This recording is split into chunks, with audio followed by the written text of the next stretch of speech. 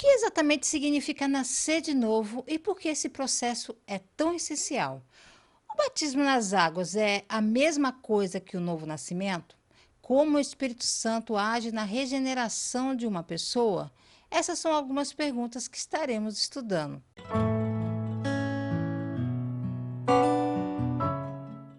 A paz do Senhor, povo lindo de Deus, para você que é novo por aqui, eu sou a diaconisa Tânia Anjos, sou professora e superintendente de Escola Bíblica Dominical. Estamos estudando o segundo trimestre das lições bíblicas da editora CPAD da classe dos adultos, que tem o tema E o Verbo se fez carne, Jesus sob o olhar do apóstolo do amor. A lição de hoje é a lição 2, o novo nascimento. O textual nos diz assim: Jesus respondeu e disse-lhe: na verdade, te digo que aquele que não nascer de novo não pode ver o reino de Deus. João capítulo 3, versículo 3. A verdade prática nos diz assim: o novo nascimento é o modo bíblico de transformação radical da natureza do pecador. A leitura bíblica em classe se encontra em João capítulo 3, do versículo 1 ao 9 e versículo 16. Objetivos da lição: relatar a conversa entre Jesus e Nicodemos, examinar a doutrina da regeneração e elencar os meios da obra regeneradora. A introdução na revista nos diz assim: nessa lição estudaremos uma das mais significativas obras do Espírito Santo, a regeneração. Com base no diálogo entre Jesus e Nicodemos, analisaremos a realidade do novo nascimento, percebendo a regeneração como uma ação única de Deus por meio do Espírito. Adicionalmente, destacaremos a importância dessa extraordinária obra na vida do pecador e os meios que Deus disponibiliza para que possamos vivenciar a experiência da regeneração. A palavra-chave é regeneração. Pegue papel e caneta e anote as referências que aparecerão aqui no vídeo. Não esqueça de curtir, comentar, compartilhar pelo menos com uma pessoa no grupo da igreja, da sua igreja, do WhatsApp, do Telegram, que isso ajuda muito o canal e faz com que o YouTube recomende esse vídeo para mais pessoas e me motiva a trazer mais conteúdos para vocês. E comenta aqui embaixo o que você achou e quero saber a sua opinião. Que você estará ajudando esse canal a levar o ensino da palavra de Deus. E lembrando que esse slide que está aqui ao lado estará aqui embaixo na descrição de vídeo o link para que você possa baixá-lo, professor, e usá-lo em sala de aula, ok? Então vamos lá. Tópico 1: Jesus e Nicodemos. Subtópico 1: quem era Nicodemos? O contexto de João 3 revela que Jesus já era uma figura conhecida em Jerusalém devido ao milagre que realizou ao transformar água em vinho, e sua fama espalhou-se entre o povo, especialmente entre os líderes religiosos do Templo de Jerusalém. Foi nesse cenário que Jesus despertou o interesse de um mestre israelita chamado Nicodemos, um sábio judeu de grande prestígio tanto entre o povo como entre seus colegas fariseus. Assim, Nicodemos procurou Jesus durante a noite para questioná-lo sobre seus ensinamentos. Entre os evangelhos, especialmente em João, Nicodemos se destaca como um buscador complexo e improvável. Ele não é um dos discípulos que segue Jesus de cidade em cidade, nem um espectador. Ele não é dominado pela emoção a ponto de perder o controle, nem age de forma passiva ou prática. Ele é um fariseu, um mestre religioso de Israel e um membro respeitado do Sinédrio exclusivo, o Conselho de Líderes Judeus. No entanto, apesar de seu status e do peso das expectativas religiosas, Nicodemos é atraído por Jesus. A história de Nicodemos começa em João 3, onde ele vai até Jesus à noite. Há muita discussão sobre o motivo dele ter ido até Jesus nas horas escuras. Como membro do Sinédrio, é impossível que ele tenha se aproximado de Jesus publicamente. Jesus já estava ganhando atenção e os fariseus começavam a vê-lo com suspeita. Talvez Nicodemos quisesse evitar controvérsias, ou talvez ele simplesmente tivesse perguntas que não podia esperar até a luz da manhã. Outra possibilidade também, os rabinos daquela época costumavam estudar até tarde da noite. Então, Nicodemos pode ter procurado Jesus durante seu próprio tempo de estudo, ansioso para discutir suas crescentes perguntas.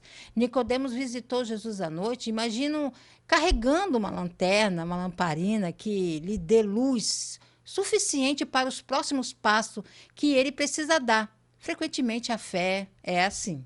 Subtópico 2, o reconhecimento de Nicodemos sobre Jesus como mestre.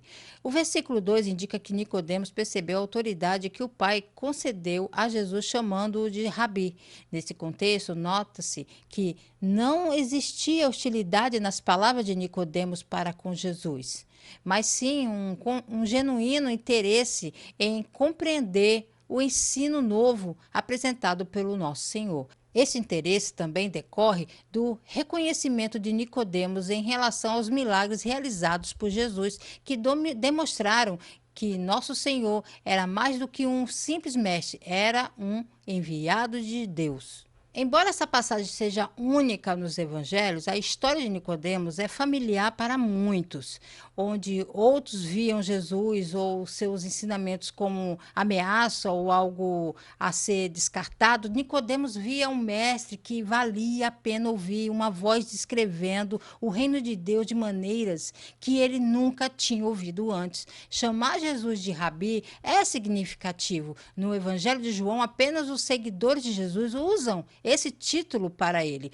um detalhe que sugere que Nicodemos já era diferente de seus pares.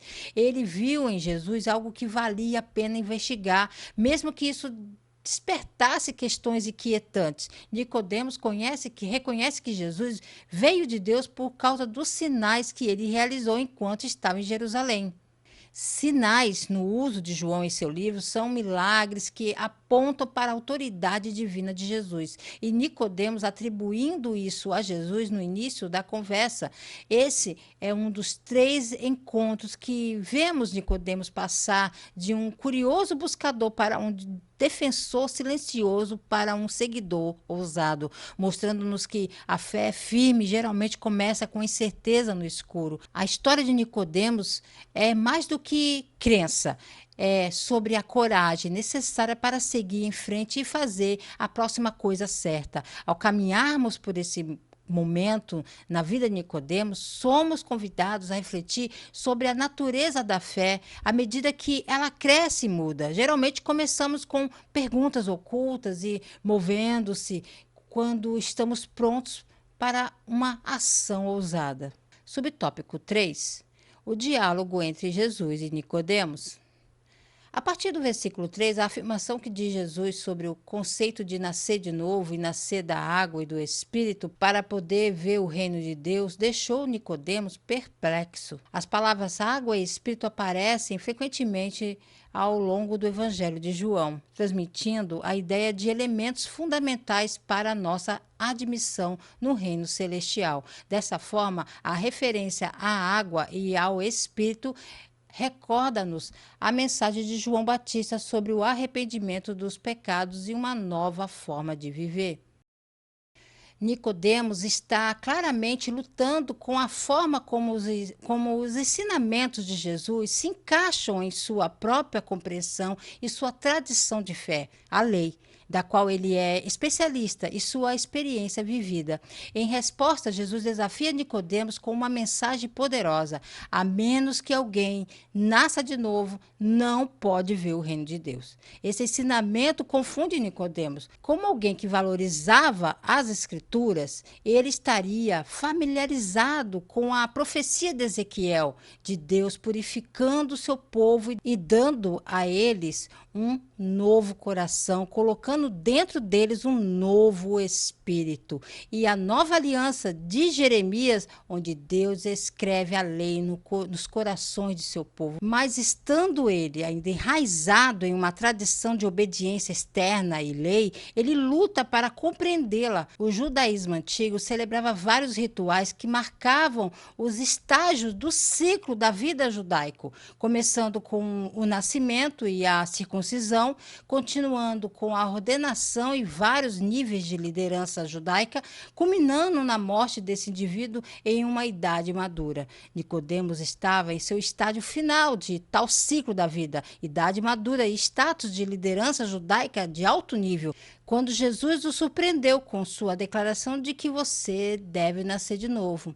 Mais tarde na história, Jesus respeitosamente desafia a filiação de Nicodemos com os judeus, dizendo: você é o mestre de Israel e ainda não entende essas coisas. Alguém que nasce do alto, de novo, está sob o controle da influência do Espírito de Deus. Durante essa conversa, Jesus fala com Nicodemos sobre a necessidade de nascer de novo para ver o reino de Deus. Nicodemos parece intrigado com os ensinamentos de Jesus sobre o renascimento espiritual, demonstrando um contraste entre a compreensão terrena e a visão espiritual. Sua história se desenrola através do Evangelho de João em 3 encontros definidores, cada um marcando um passo distinto em sua jornada. Primeiro, um encontro noturno, motivado pela curiosidade privada. Então, uma defesa silenciosa e sutil de Jesus perante o Sinédrio e, finalmente, um ato público de lealdade enquanto ele prepara o corpo de Jesus para o sepultamento. A sinopse do tópico primeiro nos diz assim: a conversa entre Jesus e Nicodemos demonstra a procura genuína pela verdade de um líder judaico. Tópico 2. O novo nascimento, a obra de regeneração. Subtópico 1. O novo nascimento. A palavra grega de regeneração tem origem no termo grego paligenesia, que significa literalmente voltar a ser gerado novamente. Assim, a regeneração é um conceito utilizado na teologia, especialmente na soteriologia, doutrina da salvação, para descrever o ato divino e transformação interior do pecador. A expressão novo nascimento está vinculada à doutrina bíblica da regeneração, referindo-se a uma mudança realizada pela graça. Quando o pecador, que possui uma natureza carnal, corrompida e caída em pecado, passa a ter uma nova natureza, agora purificada e espiritualmente restaurada. Jesus abordou esse tema quando falou a Nicodemos: aquele que não nascer de novo não pode ver o reino de Deus. Para possuir os privilégios do judaísmo, um homem só precisava nascer da semente de Abraão segundo a carne. Mas para possuir os privilégios do reino de Cristo, um homem deve nascer de novo do Espírito Santo. A mudança que nosso Senhor aqui declara necessária para a salvação, evidentemente, não é leve ou superficial. Não é meramente reforma ou emenda, ou mudança moral ou alteração externa da vida. É uma ressurreição, é uma nova criação, é uma passagem da morte para a vida, é a implantação em nossos corações mortos de um novo princípio do alto, é o chamado à existência de uma nova criatura com uma nova natureza, com novos gostos, novos desejos, novos apetites, novos julgamentos, novas opiniões, novas esperanças. Tudo isso e nada menos do que isso está implícito quando nosso Senhor declara que todos nós precisamos de um novo nascimento. Nossa velha natureza está completamente caída. A mente carnal é inimizade contra Deus. O que é nascido da carne é carne. Vivemos no mundo sem fé, amor ou temor a Deus. Não temos inclinação natural para servi-lo ou obedecê-lo, nenhum prazer natural em fazer a sua vontade. Subtópico 2. A regeneração como obra exclusiva de Deus. A regeneração é um ato que Deus realiza na vida do pecador, levando a uma mudança radical do seu coração e provocando uma transformação profunda da sua vida interior. Esse processo acontece quando o pecador reconhece os seus erros e a necessidade de um Salvador. Nesse contexto, Deus efetua essa obra regeneradora através do Espírito Santo, que concede nova vida ao pecador. Por essa razão, a regeneração é uma ação puramente divina. Na epístola de Tiago, encontramos a seguinte afirmação: toda boa dádiva e todo dom perfeito vem do alto, segundo a sua vontade. Ele nos gerou pela palavra da verdade. Tiago, capítulo 1, versículo 17 e 18. O homem pode fazer muitas coisas, mas não pode dar vida, nem a si mesmo, nem aos outros. Dar vida é uma prerrogativa peculiar de Deus. A regeneração é a obra sobrenatural do Espírito Santo de conceder vida espiritual aos pecadores mortos. Esta não é uma obra na qual o homem contribui, mas é uma obra somente de Deus. Assim como uma criança não recebe crédito por ter nascido, o homem não recebe glória por ser regenerado por Deus, porque o homem precisa de uma graça com poder de ressurreição. Então, qualquer atividade voluntária de sua parte, incluindo a própria fé, não pode ser a causa, mas o efeito do novo nascimento. A graça da regeneração é o poder de Deus que concede aos humanos a capacidade de exercer a fé e novas inclinações para Deus. Como mencionamos anteriormente, na regeneração as pessoas são relativamente passivas e a responsabilidade das pessoas na regeneração pode ser comparada à relação que existe entre um médico e um paciente. O médico não pode prosseguir com uma operação até que tenha o consentimento do paciente. No entanto, uma vez que isso é dado, o médico assume o controle total. No entanto, nenhum paciente é completamente passivo, porque o médico não começa a agir até que o paciente esteja de acordo. Na salvação, enfrentamos a mesma situação. Deus não age até que estejamos de acordo. Subtópico 3. A necessidade da regeneração do pecador. A Bíblia ensina que o ser humano é pecador. Em uma de suas cartas, o apóstolo Paulo destaca a pecaminosidade do ser humano em razão da queda dos nossos primeiros pais. Todos pecaram. Assim surge a necessidade de cada indivíduo passar pela experiência da regeneração. Esta magnífica obra foi confirmada pelo Senhor Jesus durante sua morte sacrificial. Na cruz, ele conquistou a oportunidade de vivermos uma nova vida. Portanto, devido à nossa natureza pecaminosa e ao que Jesus realizou na cruz, a ação regeneradora do Espírito Santo é essencial para todos os seres humanos. A vida natural começa quando se encontra no mundo através do nascimento e deve-se entrar no reino espiritual da mesma maneira. Jesus disse a Nicodemos: uma pessoa nasce fisicamente de pais humanos, mas nasce espiritualmente do Espírito. Não vos admireis, porque vos digo que é necessário que todos vós nasças de novo. João 3, versículos 6 e 7. Nossos pais nos deram parto natural, mas Deus nos dá nascimento espiritual. E o nascimento espiritual faz de Deus nosso Pai. Paulo fala da experiência de regeneração como uma experiência de recriação. Quando alguém se une a Cristo, é um novo ser. O velho se foi, o novo chegou. A velha natureza não regenerada é como uma semente na superfície da terra. Enquanto permanecer assim, nunca começará a crescer, florescer e dar frutos. Tem potencial para a vida, mas precisa de outra coisa para poder viver e produzir.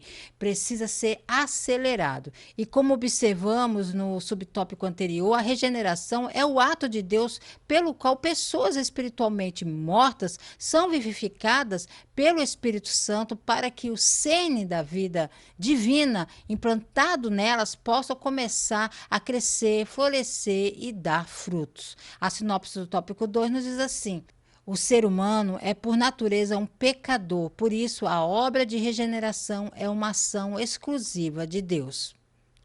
Tópico 3. Os meios da obra regeneradora. Subtópico 1. A operação do Espírito Santo. O conceito de nascer da água refere-se de forma metafórica à ação purificadora do Espírito. Embora muitos interpretem a água no Evangelho de João como uma alusão ao batismo cristão, a regeneração que se produz não é algo físico ou material, mas sim uma transformação interior que apenas o Espírito Santo pode realizar. Nesse sentido, o nascer da água simboliza a obra purificadora do Espírito, referindo referindo-se àqueles que são nascidos do Espírito. De certa forma, o modo como se manifesta a regeneração na vida dos salvos possui um caráter misterioso. No entanto, é inegável que aqueles que vivenciam essa experiência recebem, mediante a ação do Espírito, uma nova vida em Cristo e a lavagem da regeneração e da renovação do Espírito Santo. Jesus diz que devemos nascer de novo ou não entraremos no reino dos céus. Ele diz a Nicodemos que um homem deve ser nascido da água e do Espírito. O que ele quis dizer? Jesus quis dizer o batismo aqui nas águas? 3 razões sugerem que não. Em primeiro lugar, a Bíblia ensina que o batismo nas águas não salva. O batismo nas águas não salva ninguém por si só. A salvação vem pela fé em Jesus Cristo, não por um ritual ou obra humana. Efésios capítulo 2, versículo 8 e 9 diz: porque pela graça sois salvos por meio da fé, e isso não vem de vós, é dom de Deus, não vem das obras para que ninguém se glorie. Isso significa que não é o ato de se batizar que garante a salvação, mas sim a fé genuína em Jesus. Então, o batismo é desnecessário? De jeito nenhum. O batismo nas águas é um passo de obediência, um testemunho público de que a pessoa já foi salva e que quer viver para Cristo. Marcos capítulo 16, versículo 16 diz: quem crê e for batizado será salvo, mas quem não crê será condenado. Veja que o foco está na fé. Quem crê e não apenas no batismo. Ou seja, batizar-se é importante, mas a verdadeira mudança vem de dentro do coração entregue a Deus. Em segundo lugar, Jesus está falando com Nicodemos, que é judeu. O batismo cristão ainda não havia sido instituído. E em terceiro lugar, porque Jesus está falando com Nicodemos, o termo deve ser interpretado no contexto. O termo água tinha um certo significado para Nicodemos, que era um judeu instruído, um líder, se não o principal mestre de Israel. Jesus repreende Nicodemos por não entender seu ensino. Ao fazê-lo, ele está sugerindo que o significado de seu ensino é claro no Antigo Testamento. Que significado o termo água teria para Nicodemos? A ideia associada ao uso religioso da água no Antigo Testamento. Naquela tradição, a prática religiosa que forneceu o próprio contexto da vida e profissão de Nicodemos. E isso significa simplesmente a importância religiosa da água no Antigo Testamento, nos ritos do judaísmo e na prática contemporânea. O uso religioso da água, isto é, o significado religioso simbólico da água, apontava em uma direção, e essa direção é a purificação. Todas as considerações relevantes conspirariam para transmitir a Nicodemos essa mensagem, e essa mensagem seria focada em sua mente, em um pensamento central, e a necessidade indispensável da purificação para a entrada no reino de Deus. João 3,5 estabelece os 2 aspectos a partir dos quais o novo nascimento deve ser visto. Ele purifica a contaminação de nossos corações e recria em novidade de vida. Os 2 elementos desse texto, nascido da água e nascido do Espírito, correspondem aos 2 elementos da contraparte do Antigo Testamento. Então aspergirei água pura sobre vós, e sereis limpos de toda a vossa imundície, e de todos os vossos ídolos o purificarei. Um coração novo também vos darei, e um espírito novo porei dentro de vós. E tirarei da vossa carne o coração de pedra, e vos darei um coração de carne. Ezequiel, capítulo 36, versículo 25 e 26. Essa passagem podemos considerar apropriadamente como o Antigo Testamento paralelo a João 3,5, e não há razão nem garantia para colocar qualquer outra interpretação sobre nascido da água que não a de Ezequiel 36, 25. Para Nicodemos, o termo água significava a purificação da culpa e da poluição do pecado. Em João 3,5, portanto, o termo água refere-se a essa limpeza espiritual. Paulo diz da mesma forma em Tito 3,5. Ele nos salvou não com base em obras que fizemos em justiça, mas segundo a sua misericórdia pelo lavar regenerador e renovador do Espírito Santo. Essa lavagem ocorre por meio da obra de Cristo em nosso nosso favor. Aqueles que nos amou e nos lavou, libertou do nosso pecado pelo seu sangue. A passagem em Ezequiel 36 é uma profecia da nova aliança, efetuada por meio do nosso mediador e sumo sacerdote, o Senhor Jesus Cristo. Esses versículos são citados em Hebreus 8, referindo-se à inauguração da nova aliança por meio de Cristo.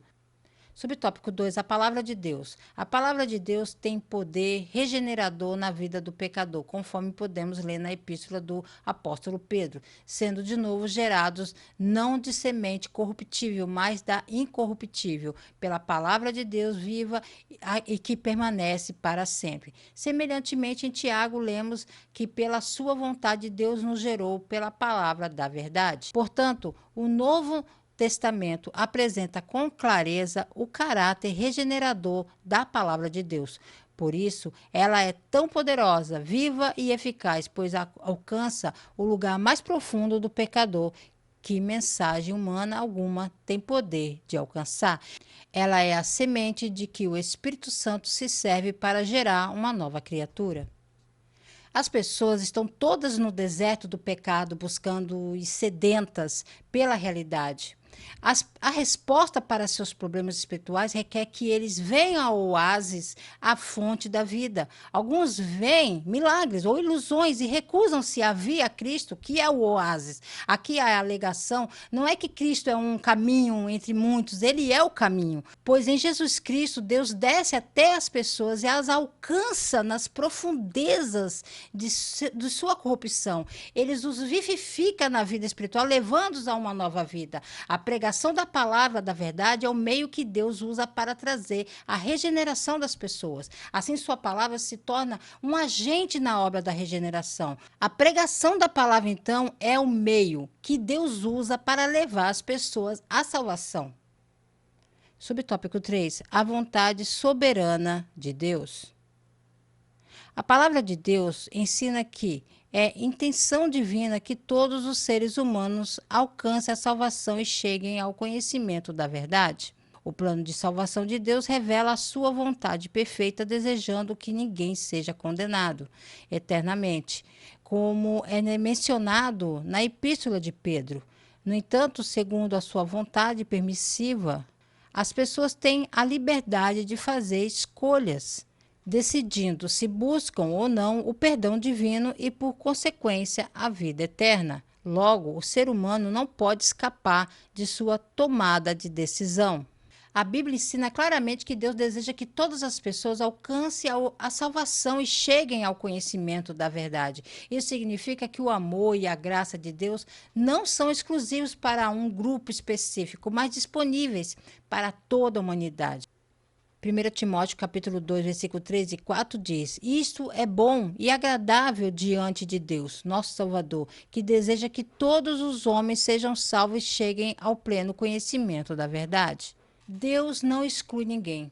A vontade dele é que todas as pessoas, independentemente de sua origem, condição ou passado, tenham a oportunidade de serem salvas. O conhecimento da verdade é essencial. A salvação não é apenas um ato emocional, mas envolve conhecer a verdade sobre quem é Jesus e o que ele fez por nós. Deus oferece a salvação, mas cada pessoa tem a escolha de aceitar ou rejeitar essa graça.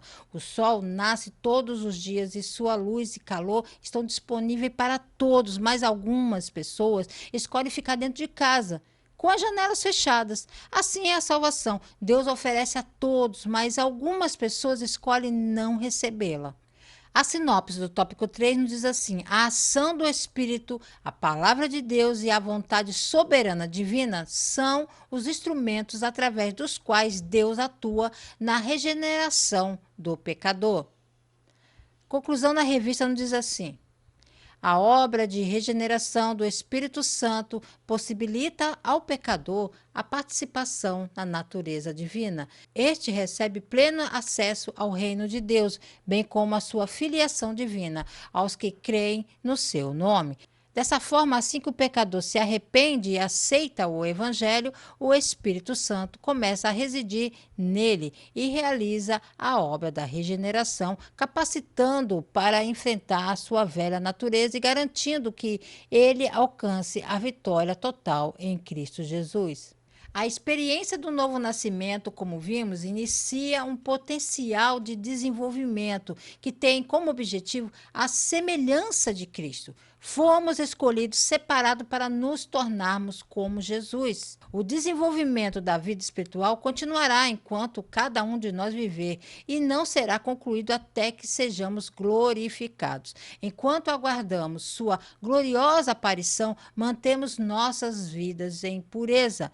Tornar-se como Cristo, portanto, envolve mudança à medida que nos esforçamos para moldar a nossa vida segundo a dele. Mesmo agora, ao nos dedicarmos a ele e sua causa, estamos sendo transformados à sua semelhança com glória cada vez maior que vem do Senhor. Deus abençoe a sua casa, a sua família, querendo o Senhor. Se ele não voltar, estarei de volta aqui a mais um Resumo EBD. A paz do Senhor a todos.